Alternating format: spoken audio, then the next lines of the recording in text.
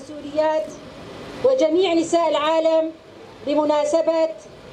اليوم العالمي لمناهضة العنف ضد المرأة، والذي يصادف في 25 من شهر نوفمبر من كل عام. وأحيي مقاومة المرأة وجميع الجهود المبذولة من أجل وقف العنف ضد المرأة. كما أحيي بشكل خاص مقاومة المرأة في شمال وشرق سوريا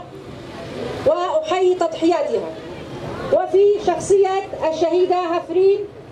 والشهيدة عقيدة والشهيدة أمارة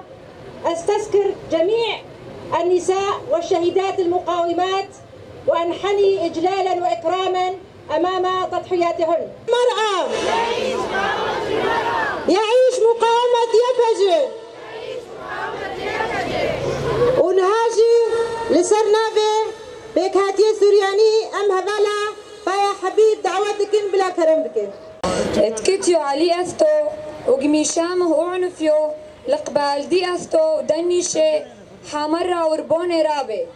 وقميس ملزدقي دو برنوشو وهانو قزيو زد متحومي دو شرشو ودي مردوثو ودو جيوغرافي وقميس بكل دكثو مو بيتو وبعوذو بو أرحو بمدرشتو وبكل أزبني دو شينو ودو قروبو ويأثتو بسوريا قاوة أونيث متمونشني كوثي أعلى عنفيو إلو إيأثتو بقربيو مدن حد سوريا كوثي أعلى موشورويو دوجو متركويو دقمر روحي بوغيسو كوثي على الإيدة دقايوسي دوطلوميو ميقونترونوثو تركيا